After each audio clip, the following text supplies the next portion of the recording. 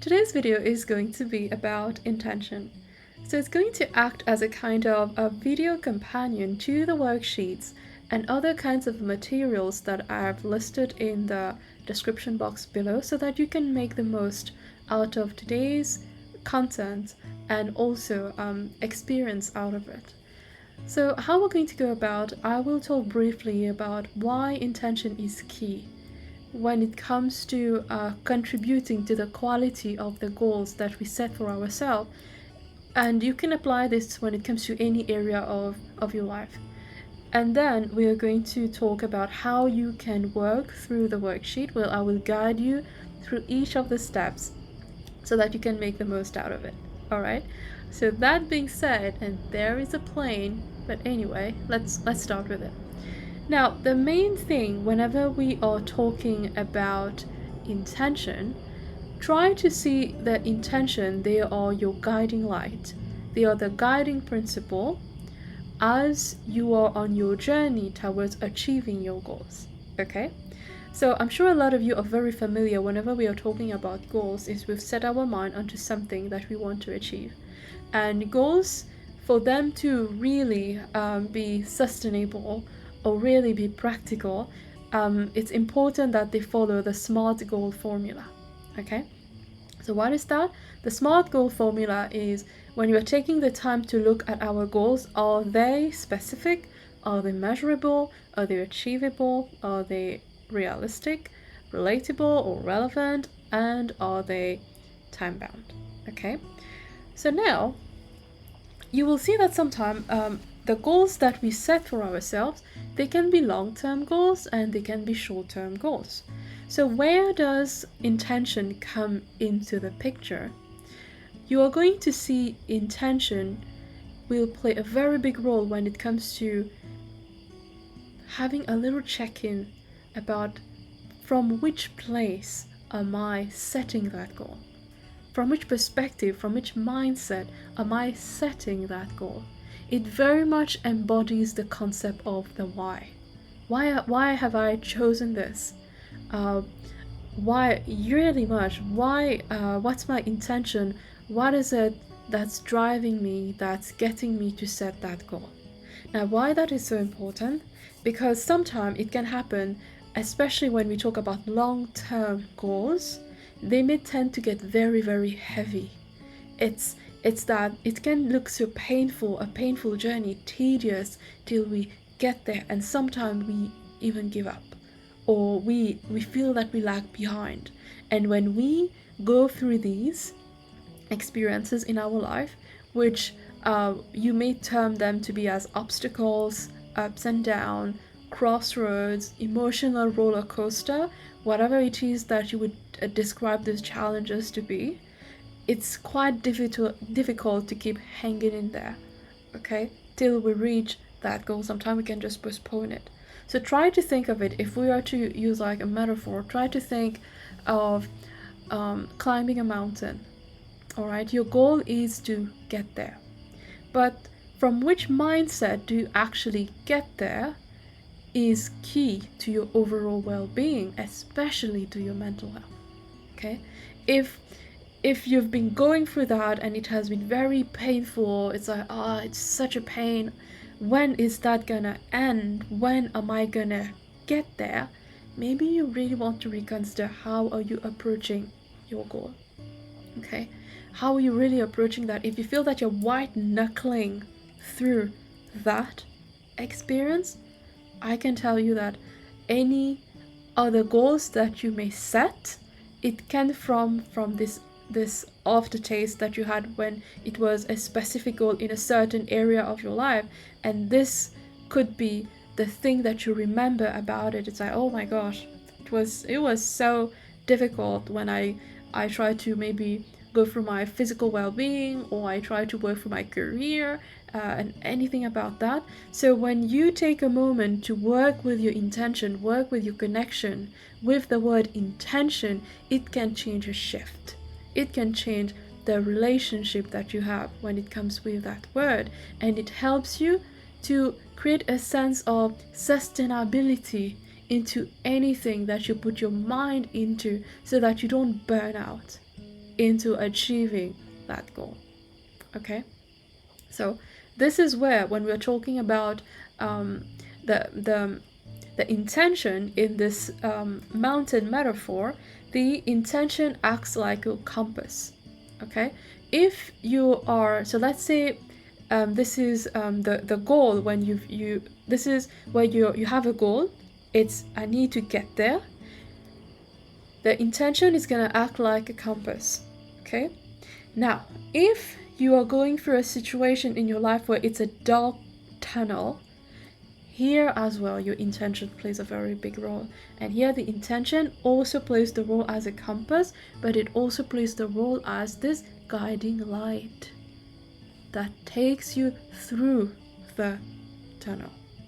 Okay, so you may see in where do you want to apply that based upon where you're at. Okay, because this element of intention, there are three things that it will help let's say bring yourself to practice. The first thing is going to be clarity.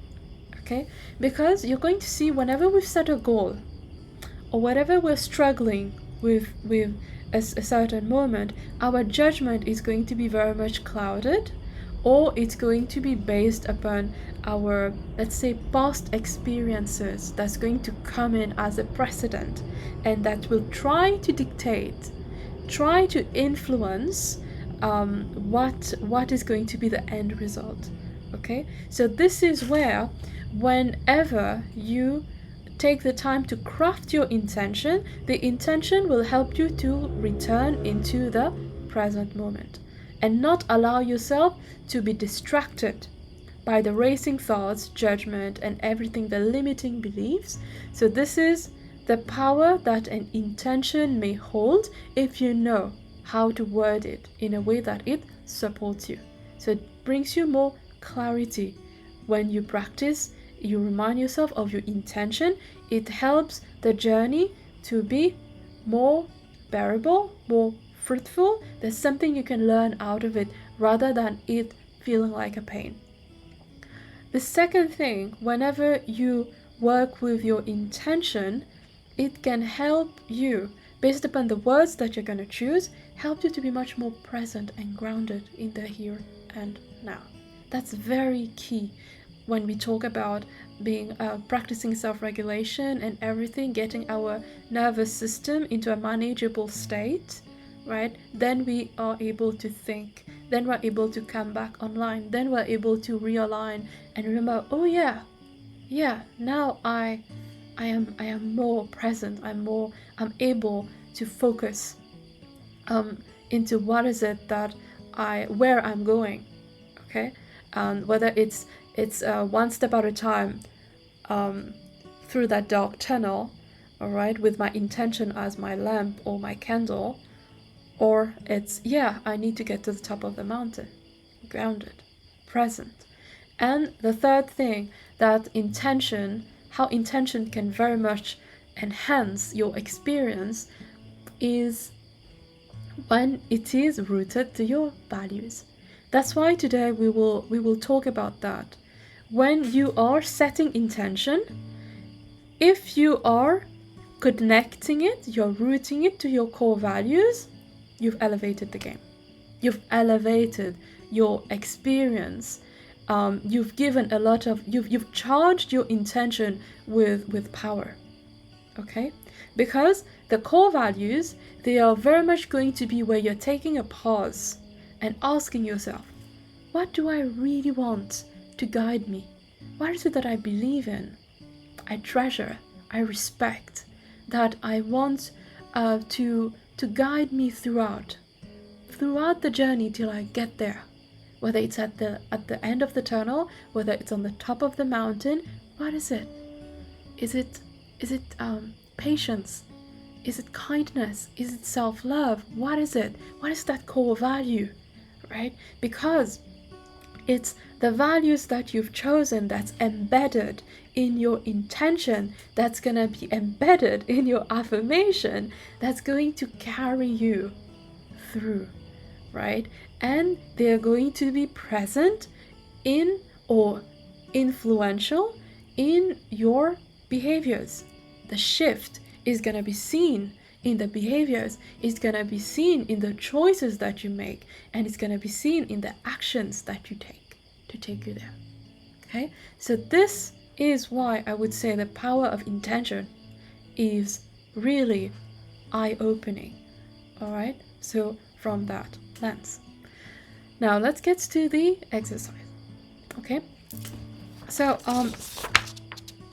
so you will see in the description box there is going to be an article that I've linked in there where I talk about goal and intention. And today we're going to talk about this sheet, and then there's going to be some extra videos that's going to elaborate a little bit more about some concepts that I'm going to mention about today. Okay, so you're going to see it's going to be the first thing, it's about choosing that guiding light. But before going there, the first preliminary step that you want to think about is, which area of my life do I want to set an intention, or with respect to a specific goal. So let's say today we will take the example of physical health, okay, physical well-being. All right, so that is that. If let's take the metaphor of, let's keep up with the metaphor of the mountain for now. Okay, so let's say the mountain is physical well-being. All right, and the goal that you've set there, the flag, is the goal is to achieve maybe a healthy body. Maybe it's gonna be maybe nourishing eating habits, or maybe sleep hygiene. Okay, this is what you're setting that one goal. It's specific, right? Measurable is gonna be, we're gonna go into that. All right, so there is about you now making sure that your intention is acting like a kind of cheerleader. The intention that you're gonna make is going to be the affirmations and the statements of your inner coach, of your motivational coach. Okay, because you and I, we both know whenever we are trying to set some goals, the inner critic is just gonna come and just put our past failures on our face. Okay, things that didn't work. I have all the records about it. Let me show you why it did, like when it didn't work. Okay, but here, this is where now when you set the intention, it's always gonna be basing yourself about what are the things that didn't work. Okay, we are not saying that we need to turn our face against the past, turn our face against our failures. No, use them, but don't use them in a way that makes you feel even worse. Okay, maybe your inner critic is gonna tell you what didn't work, but now when you tap into your intention, you need to see what is it that didn't work, why it didn't work, because this is something that didn't work, why it didn't work. That's why now my why behind what I'm doing is this, and that's my bird. Okay, so this is very key there. Okay, starting with that, what is this area of my life that I want to work through? Okay, and what is that guiding light that can protect that goal, or that can represent the spirit, the essence, the why of that goal that I've chosen for myself. Okay, so here I've actually separated it into four phases, or four quadrants, because I would say, or maybe, yeah, 4 stages. It's very much about you seeing where are you at when it comes to that specific goal. Okay, because remember, when you set a goal, it's not ultimate, that you're not gonna have a goal that is similar to what is it that you're having in the moment, because everything can be upgraded, can be changed. All right, because life changes, our situation changes, and everything that comes with it. And this is how I've come up with these 4 stages, or 4 phases. All right, so for example, let's take the example of physical health. Okay, let's say it's a serious case of burnout, Okay, and now I'm climbing the mountain of physical well-being. Let's say this mountain is like ranges, so there are more to that. And right now you are at this initial phase, or you're discovering the mountain. You've decided to climb the mountain of physical well-being. The first goal that you've set is about the body. Okay, so now you need to see, where am I at when it comes to that concept or that goal. Okay, because this is going to be key about setting realistic goals. Okay, so for example, let's say when I've been struggling with burnout, I was completely out of the windows of my body, not present in anything. Okay, just working. So then definitely you can guess with me, that would be the first stage, or first place that we would want to focus that intention, that guiding light.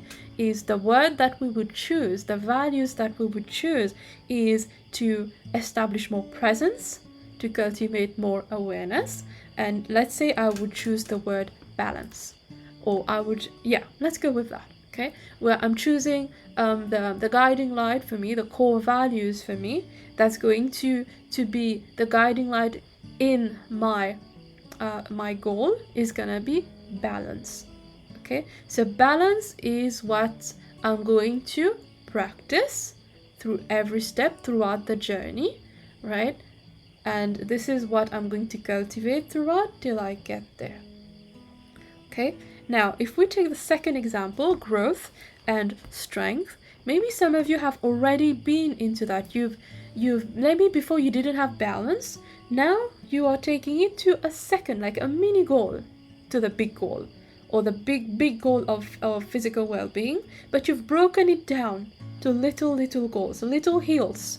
All right, so now you see that, okay, I've been able to bring a sense of balance in my life. Now I would want to expand this experience, right? And then here, you will take a moment to see, what is it that can help me to deepen that experience?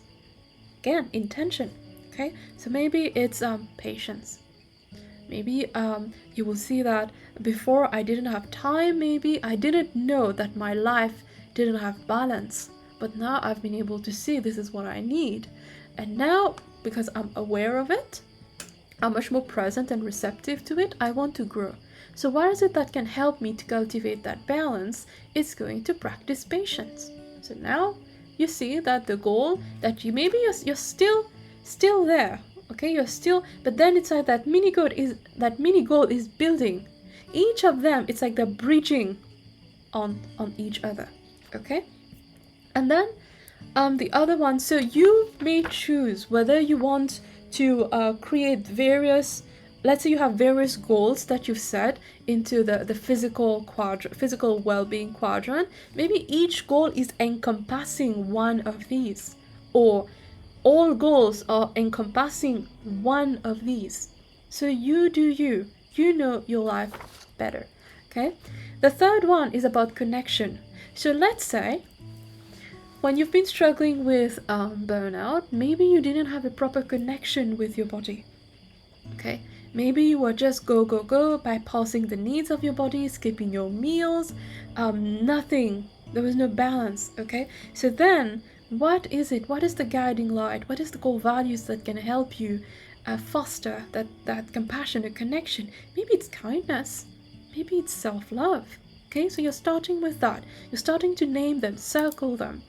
Or some of you, now you've gone into that renewal.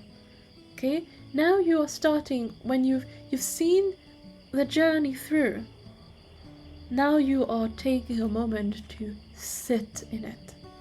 Okay, sit in it, feel it, enjoy it, release that moment. In mindfulness, it's called like the art of savoring.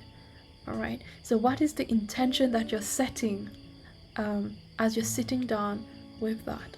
Discovering bliss. See what is it that comes for you as you are choosing that to be experienced throughout this journey. Maybe some of you have never enjoyed health, or never enjoyed a healthy relationship with your body, anything, or you're working through rediscovering. All right, so these work is based upon how it's resonating with you. Okay, so that's the importance about choosing that core values, that word, that guiding light, okay, that principle. Now, second part is choosing the verb. Now, this is where you're gonna see there is a video I've been listing below, and it's talking. I think it's the language of becoming, and where I talk elaboratively about the power of verbs, the power of words, okay, and how they can be key in creating some shift in our mind when we are choosing the right words and verbs, that it's already encouraging a sense of movement within, so that then they can guide us toward taking inspired action. Okay, so one example would be, let's say if I say, let's take a direct example from here. Okay, let's say my guiding light is hope. Let's say I'm going through that dark tunnel at the moment. I know that my guiding light is going to be around hope. Okay, now this hope, it needs something to be anchored.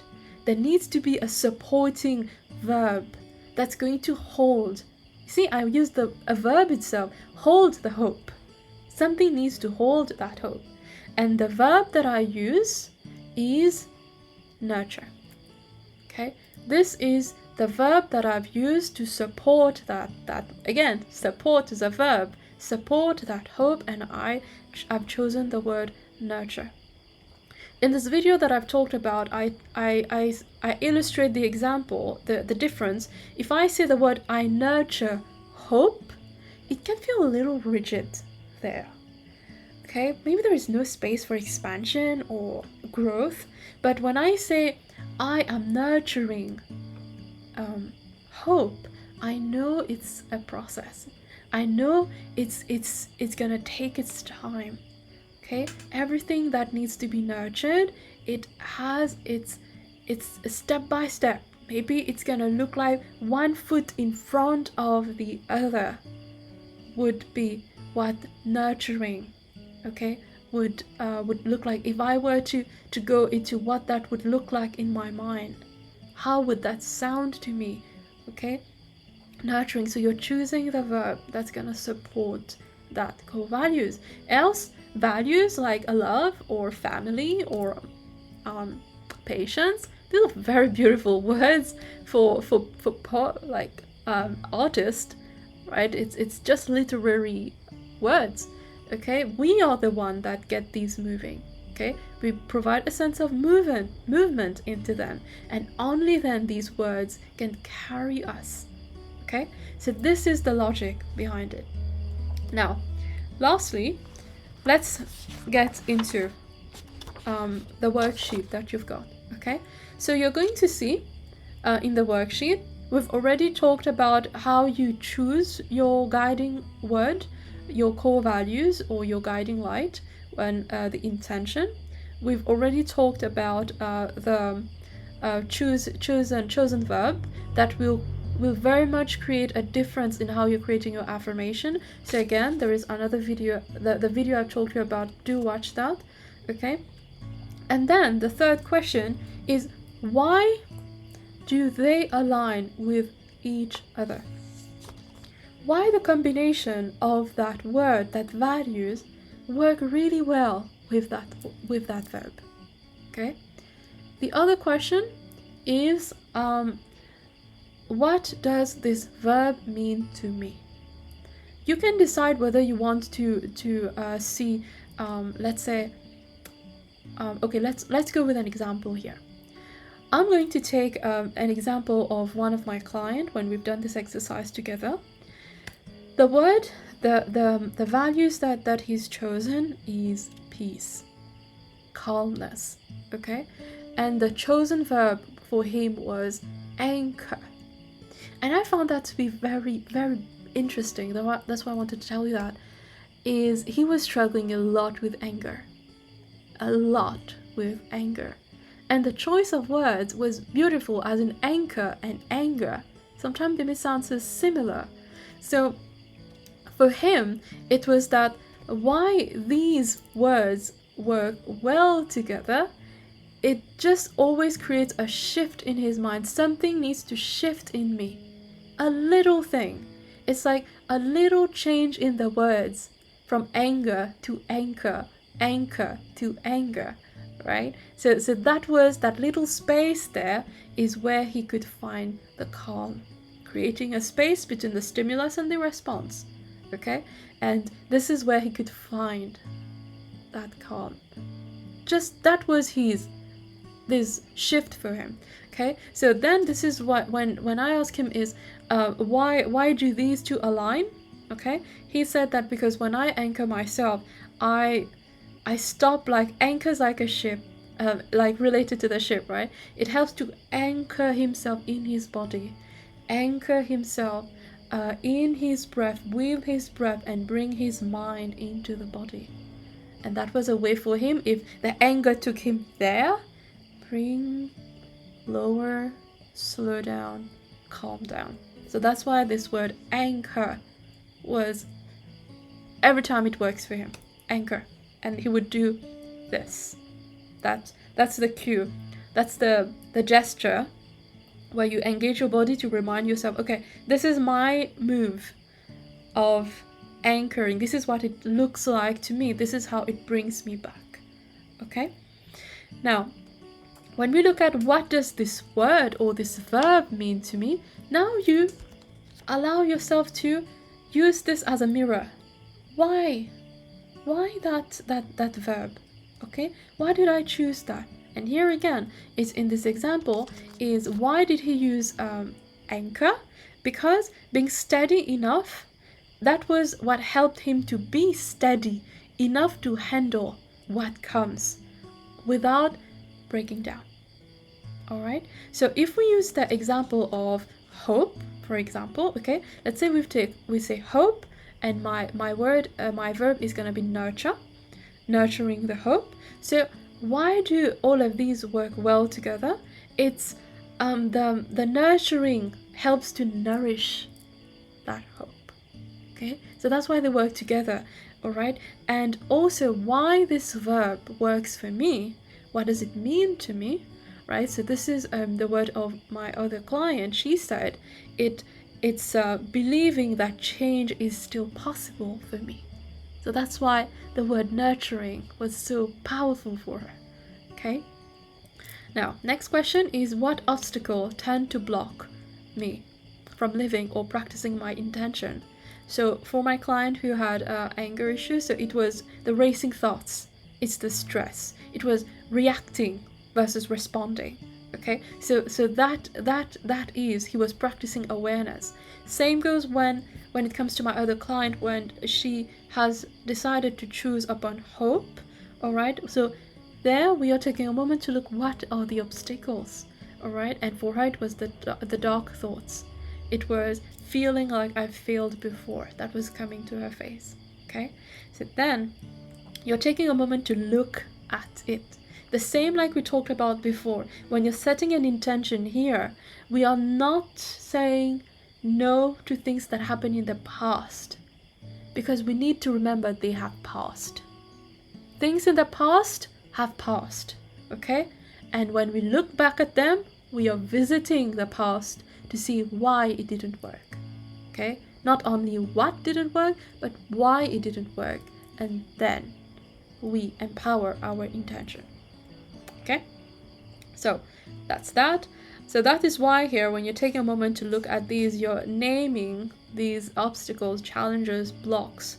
This helps you to gain more clarity. Okay, the other question now, what would it look like to embody my intention today? So now we need to get these moving. Try to think of it, you're giving a pair of legs to that intention. Okay, so it can be about, let's say, for the client who had anger management issues, he would always storm out of a room. Okay, so this is where the stop technique would work for him. The stop technique is like, I stop there. Okay, I prevent this from escalating any further that would get me to react with anger. So I stop it there. I would take a few breaths, think, observe, and then plan ahead or process or proceed what needs to be done. That was for him, okay? And then for my other client who was struggling with hope, so what would that be? What is it? What would it look like to embody my intention today? What she said was noticing one thing that went okay. Still, not good, not really nice, okay. Still okay, still enough, okay? Noticing one thing that went okay instead of focusing on what went wrong. So we are just guiding our focus. All right, the guiding light, focusing on the candle, focusing on what the candle is shedding light onto and taking it one step at a time, 1 foot at a time forward. Okay? And then what's that one inspiring action that I can take this week to honor my intention? So you're taking a moment to appreciate this micro moment. Now try to extend that for a week. Don't try to push it. Don't try to get too much. Now you're starting to get into this experience. It's a qualitative experience with the experience. Don't try to rush it. This is how you're able to enjoy the journey. Slowly there, every day has something that you can learn from it. Okay, so let's say when we talk about the person that was dealing with anger management, what he was saying is practicing about that. Let's say taking a step back, practicing breathing. For where he was at, this is what practicing the stop technique was his thing that he practiced for a week, and he practiced it even more. Okay, for my client that was struggling with hope, it was feeling like very much into this space where there is no one, or it feels like a dark room. So this is where she's taken one step, 1 foot at a time, and gaining the courage to reach out for that one supportive person that would be there in order to walk with her, by her side, right? But also reminding her how much is of her, that is part of her journey, how much of water is of hers to carry on this journey. So this helped her to slowly cultivate, nurture hope by surrounding herself with healthy connection rather than staying stuck in a room and just letting the inner critic telling her what's for her. Okay, and lastly, it's just a reflection. Okay, reflection is in anything that you've been able to take out of this, anything that has been coming through. It doesn't need to be big. This is the thing. All right, epiphany, realization. No, just that one thing that you've taken for the day, or when you've been doing that. And this can be something that you cultivate at any time that you want to do that. You reconnect with your guiding intention. Okay, so I believe that is all that I had for you today. Take all the time that you need to go through this video, and take it slow there. The materials are down below. I hope that this video companion was helpful for you, and I'm going to catch up with you next time. Alright, so till then, take care.